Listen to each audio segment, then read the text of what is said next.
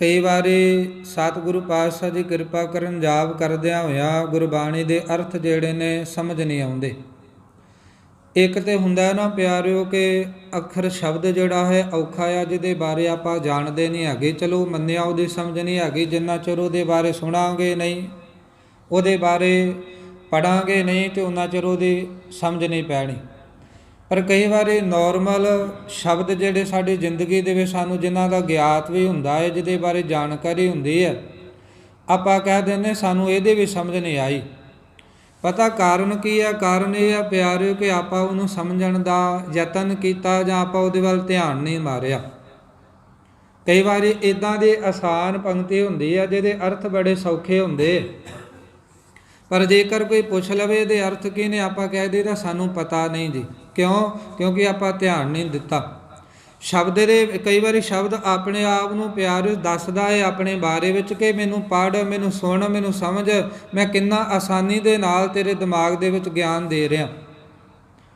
ਜਿਵੇਂ ਅਨੇਕਾਂ ਹੀ ਪਿਆਰਿਓ ਗੁਰਬਾਣੀ ਦੇ ਐਸੇ, ਪਹਿਲੀ ਗੱਲ ਤਾਂ ਇਹ ਹੈ ਨਾ ਕਿ ਗੁਰੂ ਸਾਹਿਬ ਨੇ ਸਾਡੇ 'ਤੇ ਇੰਨੀ ਕੁ ਰਹਿਮਤ ਵਰਤਾਈ ਹੈ ਕਿ ਸਭ ਤੋਂ ਆਸਾਨ ਭਾਸ਼ਾ ਜਿਹੜੀ, ਸਭ ਤੋਂ ਸੌਖੀ ਬੋਲੀ ਜਿਹੜੀ ਆ, ਉਹ ਗੁਰੂ ਜੀ ਨੇ ਸਾਨੂੰ ਬਖਸ਼ੀ ਕੀਤੀ। ਧੰਨ ਗੁਰੂ ਨਾਨਕ ਦੇਵ ਮਹਾਰਾਜ ਸੱਚੇ ਪਾਤਸ਼ਾਹ ਜੀ ਜਦੋਂ ਪ੍ਰਚਾਰ ਫੇਰੇ 'ਤੇ ਜਾਂਦੇ ਸਨ ਤੇ ਜਗ੍ਹਾ ਜਗ੍ਹਾ 'ਤੇ ਇਸ ਗੁਰਬਾਣੀ ਦੀ ਦਾਤ ਵੰਡਦੇ ਜਾਂਦੇ ਨੇ। ਹਰ ਥਾਂ 'ਤੇ ਜਾ ਕੇ ਕਹਿੰਦੇ ਆ ਮਰਦਾਨਿਆਂ ਰਬਾਬ ਛੇੜ ਗੁਰਬਾਣੀ ਆਈ ਹੈ, ਭਾਵ ਆਪਾਂ ਗੁਰਬਾਣੀ ਗਾਈਏ ਤੇ ਤੂੰ ਰਬਾਬ ਵਜਾ। ਜਿੱਥੇ ਵੀ ਜਾਂਦੇ ਨੇ ਗੁਰਬਾਣੀ ਦੀ ਦਾਤ ਵੰਡਦੇ ਜਾਂਦੇ ਸਨ। ਪਰ ਇੱਕ ਸਮਾਂ ਉਹ ਆਇਆ ਪਿਆਰਿਓ ਜਦੋਂ ਜੋਗੀਆਂ ਦੇ ਕੋਲ, ਸਿੱਧਾਂ ਦੇ ਕੋਲ ਗਏ ਨਾ ਗੁਰੂ ਸਾਹਿਬ ਸੱਚੇ ਪਾਤਸ਼ਾਹ, ਤੇ ਉਹਨਾਂ ਨੇ ਮਹਾਰਾਜ ਦੇ ਕੋਲੋਂ ਜਦੋਂ ਸਵਾਲ ਜਵਾਬ ਕੀਤੇ, ਗੁਰੂ ਸਾਹਿਬ ਦੇ ਨਾਲ ਕਈ ਤਰ੍ਹਾਂ ਦੀਆਂ ਵਾਰਤਾਲਾਪਾਂ ਕੀਤੀਆਂ ਕਿ ਸਾਨੂੰ ਬੜਾ ਗਿਆਨ ਆ, ਸਾਡੇ ਕੋਲ ਸਭ ਕੁਝ ਹੈਗਾ, ਇਹ ਤੇ ਬਾਲਕ ਹੈ, ਇਹਨਾਂ ਦੀ ਉਮਰ ਅਜੇ ਸਾਡੇ ਨਾਲੋਂ ਘੱਟ ਹੈ, ਇਹਨਾਂ ਨੂੰ ਕੀ ਪਤਾ। ਪਰ ਜਦੋਂ ਗੁਰੂ ਸਾਹਿਬ ਦੇ ਬਚਨ ਸੁਣਦੇ ਰਹੇ, ਮਹਾਰਾਜ ਦਾ ਸੁਭਾਅ ਵੇਖਿਆ ਤੇ ਪਿਆਰੇ ਬੜੇ ਹੈਰਾਨ ਰਹਿ ਗਏ, ਬੜੇ ਹੈਰਾਨ ਹੋਏ ਤੇ ਪੁੱਛਿਆ ਕਿ ਤੁਹਾਨੂੰ ਕਿਹਦੀ ਓਟ ਆਸਰਾ ਕਿਹਦਾ ਲਿਆ, ਤੁਹਾਨੂੰ ਇੰਨਾ ਗਿਆਨ ਕਿੱਥੋਂ ਹੈ? ਤੇ ਗੁਰੂ ਸਾਹਿਬ ਨੇ ਆਖਿਆ ਸੀ, ਕਹਿਣ ਲੱਗੇ ਇੱਕ ਪਰਮਾਤਮਾ ਤੋਂ ਬਿਨਾਂ, ਸ਼ਬਦ ਤੋਂ ਬਿਨਾਂ ਸਾਨੂੰ ਹੋਰ ਕੋਈ ਦੂਜੀ ਓਟ ਆਸਰਾ ਨਹੀਂ ਹੈਗਾ ਸ਼ਬਦ ਤੋਂ ਸਿਵਾਏ। ਫਿਰ ਇਹ ਸ਼ਬਦ ਜਿਹੜਾ ਗੁਰੂ ਸਾਹਿਬ ਨੇ ਉਹਨਾਂ ਜੋਗੀਆਂ ਨੂੰ ਜਦੋਂ ਸੁਣਾਇਆ ਤੇ ਉਹਨਾਂ ਦਾ ਕੋਈ ਜਵਾਬ ਕੀ ਸੀ, ਉਹਨਾਂ ਦੇ ਖਿਆਲ ਕੀ ਸੀ ਪਿਆਰਿਓ? ਉਹਨਾਂ ਦੇ ਖਿਆਲ ਵਿੱਚ ਇਹ ਆਇਆ ਕਿ ਗੁਰੂ ਬਾਬਾ ਜੀ, ਇਹ ਜਿਹੜੇ ਬਾਣੀ ਤੁਸੀਂ ਪੜ੍ਹਦੇ ਹੋ ਨਾ, ਬੜੀ ਕੀਮਤੀ ਹੈ, ਇਹ ਇੰਨੀ ਕੁ ਮਹਿੰਗੀ ਹੈ ਤੇ ਇਸ ਬਾਣੀ ਨੂੰ ਇੱਦਾਂ ਹੀ ਅਜਾਈ ਨਾ ਪੜ੍ਹਿਆ ਕਰੋ, ਜਿੱਥੇ ਮਰਜ਼ੀ ਜਿਹਨੂੰ ਮਰਜ਼ੀ ਸੁਣਾਉਣ ਲੱਗ ਜਾਇਆ ਕਰੋ। ਇਸ ਕਰਕੇ ਯਤਨ ਕਰੋ ਤੁਸੀਂ ਇਸ ਬਾਣੀ ਨੂੰ ਕਿਤੇ ਗੁਫਾ ਦੇ ਵਿੱਚ, ਭੌਰਿਆਂ ਦੇ ਵਿੱਚ ਬਹਿ ਕੇ ਪੜ੍ਹਿਆ ਕਰੋ, ਤਾਂ ਜੋ ਹੋਰਾਂ ਨੂੰ ਨਾ ਪਤਾ ਲੱਗ ਸਕੇ। ਪਰ ਸਾਡੇ ਸਤਿਗੁਰੂ ਦਾ ਉਦੋਂ ਜਵਾਬ ਸੀ, ਮਾਰੇ ਕਹਿਣ ਲੱਗੇ ਅਸੀਂ ਇਹ ਬਾਣੀ ਲੈ ਕੇ ਹੀ ਅਕਾਲ ਪੁਰਖ ਤੋਂ ਤਾਂ ਆਏ ਆ ਕਿ ਸਭ ਨੂੰ ਵੰਡ ਸਕੀਏ। ਤੇ ਗੁਰਬਾਣੀ ਵਿੱਚ ਮਹਾਰਾਜ ਨੇ ਫਰਮਾਇਆ, ਗੁਰੂ ਸਾਹਿਬ ਕਹਿੰਦੇ ਖੱਤਰੀ ਬ੍ਰਾਹਮਣ ਸੂਦ ਵੈਸ ਉਪਦੇਸ਼ ਚੌ ਵਰਨਾ ਕੋ ਸਾਂਝਾ। ਮਹਾਰਾਜ ਕਹਿੰਦੇ ਚੌਹਾਂ ਵਰਨਾਂ ਨੂੰ ਇਹ ਗੁਰਬਾਣੀ ਦਾ ਉਪਦੇਸ਼ ਸਾਂਝਾ ਆ। ਇਹ ਨਹੀਂ ਕਿ ਇੱਕ ਦੇ ਵਾਸਤੇ ਹੈਗਾ ਤੇ ਦੂਜਿਆਂ ਦੇ ਲਈ ਕੋਈ ਹੋਰ, ਸਾਰਿਆਂ ਲਈ ਸਾਂਝਾ ਉਪਦੇਸ਼ ਆ ਗੁਰਬਾਣੀ ਦਾ। ਜੇ ਬਾਣੀ ਇੱਕ ਬੰਦੇ ਨੂੰ ਆਹ ਕਾਰਜ ਕਰਨ ਲਈ ਕਹਿ ਰਹੇ ਆ, ਦੂਜੇ ਨੂੰ ਵੀ ਉਹੀ ਕਹੇਗੀ, ਤੀਜੇ ਨੂੰ ਵੀ ਉਹੀ। ਆਪਾਂ ਗੁਰਬਾਣੀ ਪੜ੍ਹਦੇ ਹਾਂ ਤੇ ਕਈ ਵਾਰੀ ਵਿੱਚ ਸ਼ਬਦ ਆਉਂਦੇ ਨੇ ਪੰਡਤਾਂ ਦੇ ਬਾਰੇ ਵਿੱਚ, ਸੁਣ ਪੰਡਤ ਕਰਮਾਕਾਰੀ, ਜਾਂ ਮਹਾਰਾਜ ਸੱਚੇ ਪਾਤਸ਼ਾਹ ਜੀ ਕਹਿੰਦੇ ਨੇ ਪਾਂਦੇ ਦੇ ਬਾਰੇ ਵਿੱਚ ਬੋਲ ਲਿਖੇ ਗੁਰੂ ਸਾਹਿਬ ਨੇ, ਗਿਆਨੀ ਗੁਰ ਬਿਨ ਭਗਤ ਨਾ ਹੋਏ, ਗੁਰ ਬਿਨ ਗਿਆਨ ਨਾ ਹੋਏ। ਇੱਦਾਂ ਦੇ ਸ਼ਬਦ ਗਿਆਨੀਆਂ ਨੂੰ ਆਖੇ, ਪੰਡਤਾਂ ਨੂੰ ਆਖੇ। ਪਰ ਜਦੋਂ ਆਪਾਂ ਇਹ ਸ਼ਬਦ ਪੜ੍ਹਾਂਗੇ ਪਿਆਰੋ, ਤੇ ਆਪਾਂ ਇਹ ਨਹੀਂ ਲੈਣਾ ਕਿ ਮਾਰੇ ਉਹਨਾਂ ਨੂੰ ਕਹਿ ਰਹੇ, ਆਪਾਂ ਇਹ ਕਹਿਣਾ ਕਿ ਗੁਰੂ ਜੀ ਸਾਨੂੰ ਕਹਿ ਰਹੇ ਨੇ ਇਹ ਗਿਆਨੀ, ਆਪਣੇ ਆਪ ਨੂੰ ਗਿਆਨੀ ਸਮਝਣ ਵਾਲਿਆ, ਆਪਣੇ ਆਪ ਨੂੰ ਪੰਡਿਤ ਸਮਝਣ ਵਾਲਿਆ, ਗੱਲ ਮੇਰੀ ਸੁਣ। ਤੇ ਗੁਰੂ ਸਾਹਿਬ ਨੇ ਵਚਨ ਕੀਤਾ ਨਾ, ਗਿਆਨੀ ਗੁਰ ਬਿਨ ਭਗਤ ਨਾ ਹੋਏ। ਇੱਥੋਂ ਸਾਨੂੰ ਇਹ ਸਮਝ ਲੈਣਾ ਚਾਹੀਦਾ ਕਿ ਗੁਰੂ ਦੀ ਬਾਣੀ, ਗੁਰੂ ਦਾ ਸ਼ਬਦ ਇਹ ਕਹਿ ਰਿਹਾ, ਗਿਆਨੀਆਂ ਜੇਕਰ ਤੈਨੂੰ ਗਿਆਨ ਹੋ ਗਿਆ ਨਾ, ਇਹ ਨਾ ਕਿ ਭਗਤੀ ਆ ਗਈ ਹੈ। ਕਹਿੰਦੇ ਨੇ ਗਿਆਨੀ ਗੁਰ ਬਿਨ ਭਗਤ ਨਾ ਹੋਏ।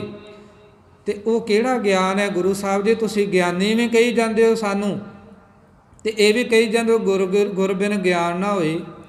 ਕਹਿਣ ਦਾ ਭਾਵ ਗੁਰੂ ਸਾਹਿਬ ਦਾ ਹੈ ਕਿ ਤੂੰ ਬੜਾ ਸੰਸਾਰ ਦਾ ਗਿਆਨ ਇਕੱਤਰ ਕਰ ਲਏਗਾ, ਜਿੰਨਾ ਮਰਜ਼ੀ ਵਿਦਵਾਨ ਪੰਡਿਤ ਹੋ ਜਾਏਗਾ, ਪਰ ਇੱਕ ਗੱਲ ਯਾਦ ਰੱਖੀ ਗਿਆਨੀ, ਗੁਰਬਿਨ ਗਿਆਨ ਹੋਈ। ਜਿਹੜਾ ਸੱਚਾ ਗਿਆਨ ਹੈ ਨਾ, ਸੰਪੂਰਨ ਵੱਡਾ ਗਿਆਨ ਹੈ, ਉਹ ਗੁਰੂ ਤੋਂ ਬਿਨਾਂ ਪ੍ਰਾਪਤ ਨਹੀਂ ਹੋਣਾ। ਸੋ ਪਿਆਰਿਓ, ਰਹੋ ਵਿਚਾਰ ਕੇ ਗੁਰੂ ਸਾਹਿਬ ਸੱਚੇ ਪਾਤਸ਼ਾਹ ਜੀ ਨੂੰ ਜਦੋਂ ਆਖਿਆ ਕਿ ਇਹਨੂੰ ਲੁੱਕ ਕੇ ਪੜ੍ਹਿਆ ਕਰੋ, ਬਾਣੀ ਬੜੀ ਕੀਮਤੀ ਹੈ। ਮਹਾਰਾਜ ਕਹਿਣ ਲੱਗੇ ਕੀਮਤੀ ਹੈ, ਇਹੀ ਗੱਲ ਤੇ ਲੋਕਾਂ ਨੂੰ ਸਮਝਾਉਣ ਆਏ ਆ। ਇਹ ਭਗਤ ਖਜ਼ਾਨਾ ਜਿਹੜਾ ਪਰਮਾਤਮਾ ਨੇ ਸਾਨੂੰ ਦਿੱਤਾ, ਹਰ ਭਗਤ ਖਜ਼ਾਨਾ ਬਖਸ਼ਿਆ, ਗੁਰੂ ਨਾਨਕ ਕੀਆ ਪਸਾਓ ਜਿਉ। ਮਹਾਰਾਜ ਕਹਿੰਦੇ ਤੇ ਅਸੀਂ ਭਗਤੀ ਦਾ ਖਜ਼ਾਨਾ ਜਿਹੜਾ ਵੰਡਣ ਵਾਸਤੇ ਆਏ ਹਾਂ, ਗੁਰਬਾਣੀ ਤੇ ਵੰਡਣੀ ਹੈ ਹਰ ਥਾਂ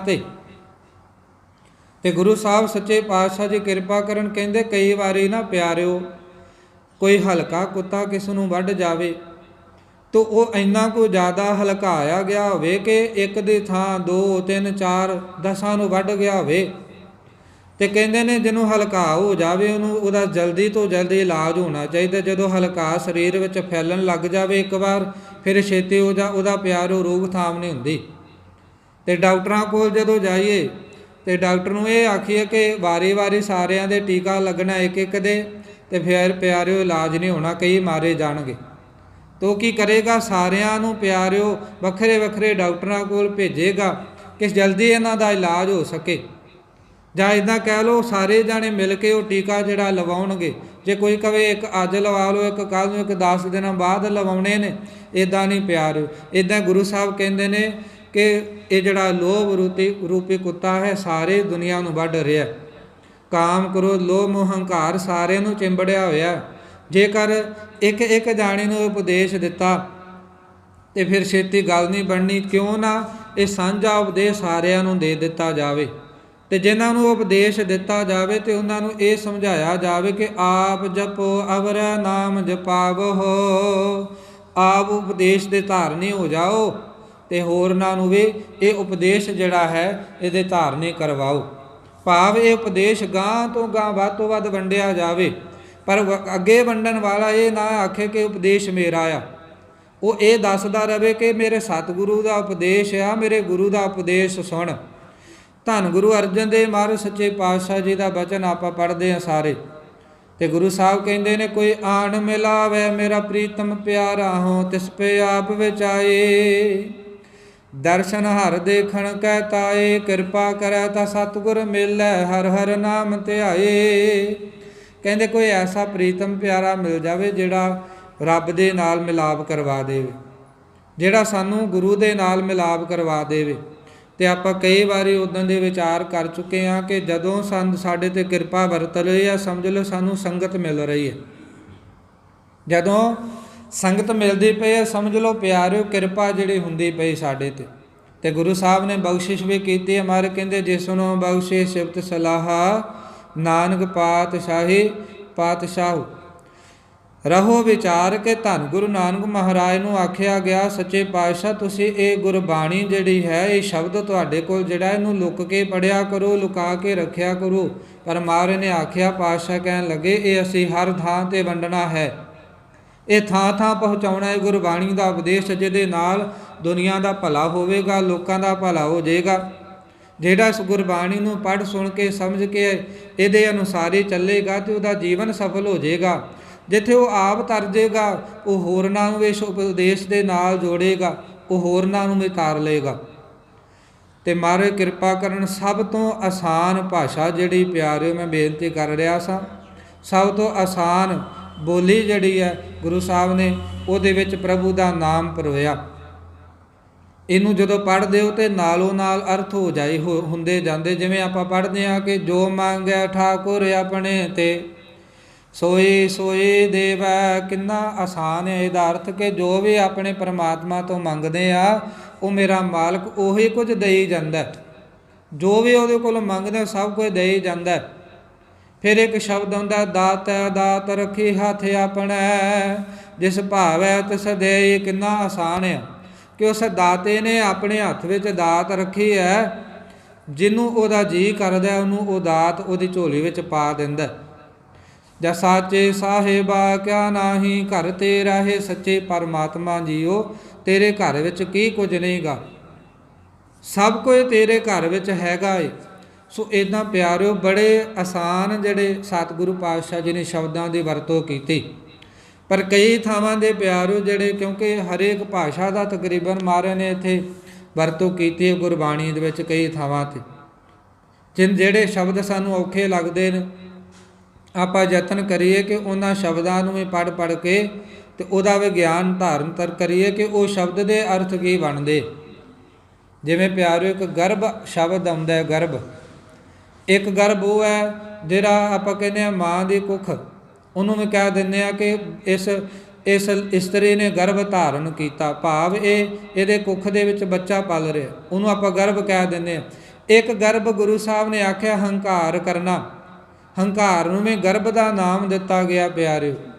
ਇਸ ਕਰਕੇ ਜਦੋਂ ਆਪਾਂ ਪੜ੍ਹਾਂਗੇ ਨਾ ਤਾਂ ਪੂਰੇ ਸ਼ਬਦ ਨੂੰ ਜਦੋਂ ਪੜ੍ਹ ਲਾਂਗੇ ਤਾਂ ਸਾਨੂੰ ਪਤਾ ਲੱਗ ਜਾਏਗਾ ਉੱਥੇ ਗੁਰੂ ਸਾਹਿਬ ਨੇ ਇਸ ਕਿਹੜੇ ਗਰਭ ਦੀ ਇੱਥੇ ਗੱਲ ਕੀਤੀ। ਇੱਕ ਸ਼ਬਦ ਸੁਣਾਨਾ ਸਾਧ ਸੰਗਤ ਜੀ, ਜਿਵੇਂ ਬਾਣੀ ਵਿੱਚ ਆਉਂਦਾ ਹੈ ਕਿ ਮਹਾਰਾਜ ਕਹਿੰਦੇ ਮਾਤ ਗਰਭ ਮਹਿ ਆਪਨ ਸਿਮਰਨ ਦੇ ਤਹਿ ਤੁਮ ਰਾਖਨ ਹਾਰੇ। ਇੱਥੇ ਆਪਾਂ ਨੂੰ ਅਰਥ ਪਤਾ ਲੱਗ ਜਾਣੇ। ਇੱਥੇ ਗੁਰੂ ਸਾਹਿਬ ਨੇ ਆਖਿਆ ਮਾਤ ਗਰਭ ਮੈਂ ਆਪਨ ਸਿਮਰਨ ਦੇ ਤਹਿ ਤੁਮ ਰਾਖਨ ਹਾਰੇ। ਹੇ ਪ੍ਰਭੂ ਜੀ, ਮਾਂ ਦੀ ਕੁੱਖ ਦੇ ਵਿੱਚ ਤੁਸੀਂ ਸਾਨੂੰ ਆਪਣਾ ਸਿਮਰਨ ਦੇ ਕੇ ਉੱਥੇ ਸਾਡੀ ਰੱਖਿਆ ਕੀਤੀ। ਸਾਡੀ ਮਾਂ ਭੋਜਨ ਛਕਦੀ ਸੀ, ਕੁਝ ਵੀ ਛਕਦੀ ਸੀ ਅਤੇ ਉਹ ਗੰਦਗੀ ਵਿਸ਼ਟਾ ਬਣ ਜਾਂਦਾ ਸੀ, ਸੜ ਕੇ ਸਵਾਹ ਹੋ ਜਾਂਦਾ ਸੀ। ਪਰ ਉਸੇ ਪੇਟ ਦੇ ਵਿੱਚ ਅਸੀਂ ਵੀ ਪਲਦੇ ਰਹੇ, ਪਰ ਸਾਨੂੰ ਉੱਥੇ ਸੇਕ ਨਹੀਂ ਲੱਗਾ। ਕਿਉਂ? ਕਿਉਂਕਿ ਉੱਥੇ ਤੂੰ ਆਪਨ ਸਿਮਰਨ ਦੇ ਤੈ ਤੁਮ ਰਾਖਨ ਹਾਰੇ, ਤੁਸੀਂ ਉੱਥੇ ਸਾਡੀ ਰੱਖਿਆ ਕੀਤੀ। ਅਤੇ ਮਹਾਰਾਜ ਸੱਚੇ ਪਾਤਸ਼ਾਹ ਜੀ ਕਿਰਪਾ ਕਰਨ, ਇੱਥੇ ਹੀ ਗੁਰੂ ਸਾਹਿਬ ਸੱਚੇ ਪਾਤਸ਼ਾਹ ਜੀ ਨੇ ਕਈ ਤਰ੍ਹਾਂ ਦੇ ਅਰਥ ਜਿਹੜੇ ਗੁਰਬਾਣੀ ਦੇ ਵਿੱਚ ਕਰਦਿਆਂ ਹੋਇਆਂ ਸਾਨੂੰ ਸਮਝਾਇਆ। ਜਿਵੇਂ ਇਹ ਸ਼ਬਦ ਦੇ ਅਰਥ ਪੈ ਗਏ, ਸਮਝ ਪੈ ਗਏ ਨੇ। ਉੱਦਾਂ ਜਿੱਥੇ ਕਿਤੇ ਹੰਕਾਰ ਦੇ ਸ਼ਬਦ ਦੀ ਵਰਤੋਂ ਆਏਗੀ ਉਹਨੂੰ ਮੈਂ ਆਪਾਂ ਸਮਝਣ ਦਾ ਯਤਨ ਕਰਨਾ ਕਿ ਇੱਥੇ ਮਹਾਰਾਜ ਨੇ ਕਿਹੜੀ ਗੱਲ ਕੀਤੀ। ਕਿਉਂਕਿ ਨਿਰਾ ਪਿਆਰਿਓ ਗਾ ਕੇ ਸੁਣ ਕੇ ਚਲੇ ਜਾਣਾ ਨਹੀਂ, ਬਲਕਿ ਇਸ ਨੂੰ ਗਾ ਕੇ ਸੁਣ ਕੇ ਤੇ ਇਹਨੂੰ ਸਮਝਣ ਦਾ ਵੀ ਆਪਾਂ ਯਤਨ ਕਰਨਾ ਕਿ ਗੁਰੂ ਮਹਾਰਾਜ ਸਮਝਾ ਕੀ ਰਹੇ। ਅਤੇ ਬਾਣੀ ਵਿੱਚ ਵੀ ਗੁਰੂ ਸਾਹਿਬ ਨੇ ਆਖਿਆ, ਪਾਤਸ਼ਾਹ ਕਹਿੰਦੇ ਲੋਕ ਜਾਣੈ ਇਹ ਗੀਤ ਹੈ ਇਹ ਤੋਂ ਬ੍ਰਹਮ ਵਿਚਾਰ। ਪਾਤਸ਼ਾਹ ਕਹਿੰਦੇ ਲੋਕਾਂ ਨੇ ਸਮਝਿਆ ਇਹ ਤਾਂ ਇੱਕ ਗੀਤ ਆ, ਪਰ ਅਸਲ ਦੇ ਵਿੱਚ ਕਹਿਣ ਲੱਗੇ ਇਹ ਤੋਂ ਬ੍ਰਹਮ ਵਿਚਾਰ, ਇਹ ਤੇ ਬ੍ਰਹਮ ਦੀ ਵਿਚਾਰ ਹੈ, ਇਹਨੂੰ ਵਿਚਾਰ ਨੂੰ ਸਮਝਣਾ ਹੈ। ਇਹ ਤੇ ਪ੍ਰਭੂ ਪਰਮਾਤਮਾ ਦਾ ਗਿਆਨ ਹੈ। ਸੋ ਸਤਿਗੁਰੂ ਮਹਾਰਾਜ ਦਇਆ ਕਰਨ। ਇਸੇ ਕਰਕੇ ਗੁਰੂ ਸਾਹਿਬ ਨੇ ਸਾਨੂੰ ਆਖਿਆ ਕਿ ਤੂੰ ਸ਼ਬਦ ਨੂੰ ਪੜ੍ਹ ਸੁਣ ਕੇ ਇਹਦੇ ਵਿਚਾਰ ਜ਼ਰੂਰ ਕਰਨੀ।